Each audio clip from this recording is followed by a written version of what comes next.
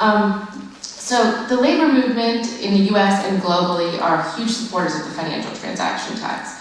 I think in order to best explain why we think it's such an important thing to be promoting, it would be useful to take a step back for a moment and talk about what we see as really one of the biggest problems facing the US economy.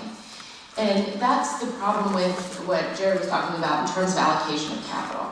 Investors are supposed to serve a really important role in allocating capital to businesses that are investing in research and development and producing products and services that make our lives better and that allow the businesses to grow and create jobs. What we've seen increasingly in recent decades is that investment is moving away from that ideal and moving more towards basically gamesmanship and sometimes downright predatory activity. We've seen that in numerous examples, whether it's tax arbitrage or subprime mortgages or high-frequency trading. Wall Street has been looking for ways to make money through gamesmanship and predatory practices instead of investing in the real economy in ways that help us to grow and create jobs. That's incredibly important to the AFL-CIO and to work with people in the middle class more generally throughout the US. So we support the financial transaction tax because we believe that it is an important tool in addressing a number of the problems that we see. First, we've heard about how it could help mitigate high-frequency trading. We think it would also help to align money managers' interests better with long-term investors like pension funds. It could raise a huge amount of revenue. So when we think about all of these benefits, you're left to ask, well, why wouldn't you like something like this? And I think the main reason people are opposed is because Wall Street has a huge amount of influence in Washington, and if you're a Wall Street trader and you make a lot of money off of a strategy that relies on a tremendous amount of portfolio turnover, then a financial transaction tax could eat into your profits quite a bit. It's likely that there are folks in your district, however, who can benefit to a much larger extent than we should be concerned about the Wall Street traders and the impact that it's going to have on them. First of all, we talked about the importance of returning Wall Street to its role as the provider of capital to businesses in the real economy. If Wall Street investors were putting their money into the real economy, it would create jobs. That's a huge issue that we're looking at in the US right now. And we also need money to reinvest in ways that will help regular people with, there's a huge investment deficit in terms of infrastructure, education, healthcare. The list goes on and on. We need to find sources of revenue. And the fact is, this is a highly progressive tax. The average middle class person is not going to be doing a lot of high frequency trading. And so this is a way to raise a tremendous amount of revenue while having a minimal impact on average working people. So for all of these reasons, the AFL-CIO thinks it's a really good idea and something that we strongly support. I want to take a moment to talk about an issue that comes up a lot when we're talking about financial transaction taxes, and that's the impact on pension plans and other retirement plans. Just to let you guys know where I come from, my role is as the director of the Office of Investment at the AFL-CIO, so I spend a lot of my time talking to pension trustees and to folks who work with retirement plans that benefit members of the labor movement. And it's our view at the AFL-CIO that the financial transaction tax is it's an investment in the long-term economy that will benefit pension funds. It's important, I think, to take a step back and think about what a retirement fund does. A retirement fund is a pool of revenue that is invested in a diverse array of assets for the long term. And really, in order for a retirement plan to provide the benefits needed, it needs to be investing in an economy that can grow. And that's really the bottom line.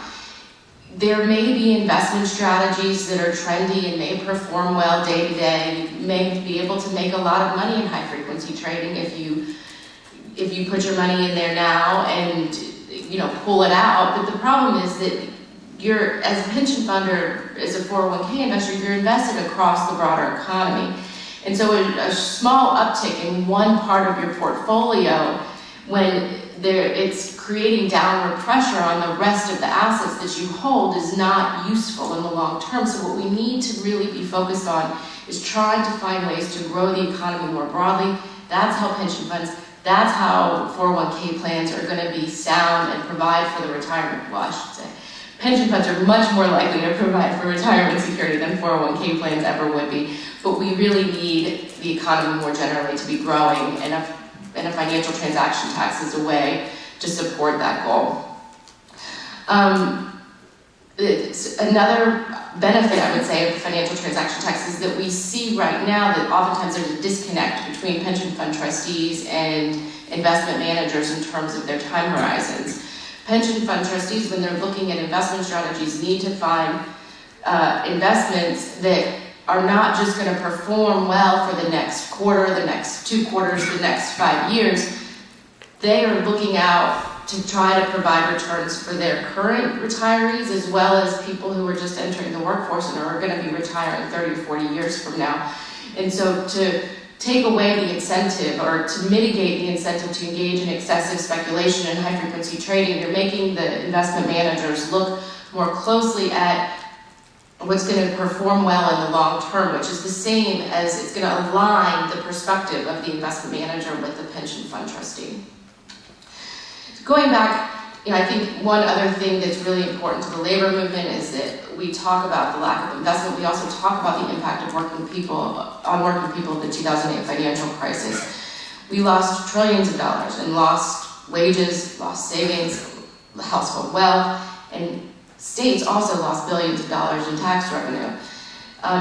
We're now 5 years down the road. Wall Street has bounced back. The stock market's at record highs. But the average working person has not seen the benefits of that return that Wall Street has seen.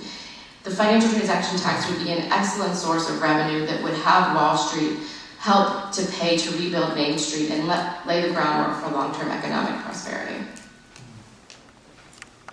Is this working? Can you guys hear me in the back? Okay, great. I don't think mine is as loud as David's is. My name is Andrew Hanauer. I'm the campaigns director at Jubilee USA, and I'm grateful to be here today. Thanks for coming. We represent a pretty broad spectrum of faith groups working to end global poverty. Our network includes American Jewish World Service, the leadership of Catholic religious orders, the National Episcopal, Methodist, Presbyterian, United Church of Christ, and Lutheran churches. We also partner closely with the U.S. Conference of Catholic Bishops. We represent 400 faith communities located in congressional districts across the country, individual churches, synagogues, and mosques that act and pray on our work. We're proud that our voice is inclusive and speaks to shared values across the political spectrum. Congressional Quarterly calls us one of the last remaining bipartisan coalitions left in Washington. We support common sense, responsible reforms that protect people living in poverty, and we feel this is one of them. Our entry point for involvement in this issue is global poverty. The faith traditions we represent share a lot of values, but one value they share very prominently is to care for the poor. 1.2 billion people live in extreme poverty around the world, and more than twice that number lives on less than $2 a day. Yet poor countries are paying 5 to 6 times as much in debt as they're receiving in official aid. Tax policies also play a huge role. Poor countries are losing billions of dollars each year to corporate tax avoidance, and that figure grows exponentially when you factor in all forms of illicit financial flows. These are revenue concerns, and they're critical. Poor countries need more revenue to fund the most important services to the world's poorest people. Today, the countries most impacted by Ebola are spending nearly $200 million a year on debt service. Guinea, where the outbreak began, spends more on debt than on public health. We believe a financial transactions tax could potentially translate into increased revenue or debt relief and begin to address some of these issues. But we're also greatly concerned about the role economic instability plays in perpetuating poverty. And that is primarily what drives our support for an FTT. The last financial crisis pushed tens of millions of men, women, and children into poverty. And these are people who had absolutely no role in causing the crisis in the first place. We believe an FTT can help prevent the type of instability that leads to crisis. High-frequency trading poses an enormous risk to that stability. Whereas 50 years ago, the average stock was held for 8 years, in 2013, that figure had dropped to 5 days. When a financial firm called Knight Capital lost 40% of its value in less than an hour because its high-frequency trading computer program went haywire, one industry professional put it, it was the canary in the mine. If a series of similar meltdowns ever happened simultaneously, it could badly undermine global financial stability. When that happens, it's the poor who suffer the most. The collapse of 2008 caused food shortages, decreased remittances, decreased aid, and decreased investment in poor countries. The impact on poor communities was profound. Stability benefits everybody, but it most likely benefits the poor the most. Jubilee USA and its faith partners are active supporters of FTT, from small churches in Oklahoma and New York, to national religious organizations, to the Vatican. This spring, our executive director was received by Pope Francis and met for an hour on this issue and other issues with the Vatican Secretary of State, Cardinal Pietro Parolin. They believe this is needed. This October, over 100 Jubilee faith communities are going to pray and act over the course of what we call Jubilee Weekend. Our faith partners around the country will continue to advocate for economic reforms that protect people living in poverty and encourage responsibility and stability in the financial system. Thanks so much for having me here today, and we look forward to working with all of you. So I told you that it would be loud and persuasive, and not as right. Any questions, comments? Even though we're very far away, we can hear you. Sir. Mr. Bernstein, can I ask you to address the thing you seem to allude to? What is it that might bring the White House and/or Treasury over to our side on the FTT? And what's holding them back, I guess, would be the other part. Well, I'll just underscore a point I made in my comments, and I can't. I'm not telling you. I've recently talked to people in those venues who have told me the following. That's not what I'm saying. My sense, as an outsider looking in, is that a large factor holding them back is the idea that, I think it was David alluded to it, Sarah may have mentioned it as well, that once you put an FTT in our financial markets, investors will just trade elsewhere, given the ability to trade over electronic sites wherever, it will be just a whole new type of tax avoidance. And I think that that argument is significantly undercut when you've got the EU moving as in the direction that David mentioned, hopefully sooner than later. Certainly, when you hear about the coalition in Germany that was mentioned between the SPD and Merkel's folks. That strikes me as another sort of convincing coalition in that spirit. So putting aside whether it's a legitimate substantive argument or not, based on the fact that you don't see that kind of you don't see that much of that kind of avoidance anyway. I do think that that would be the strongest counter argument that might really help bring along a White House and Treasury.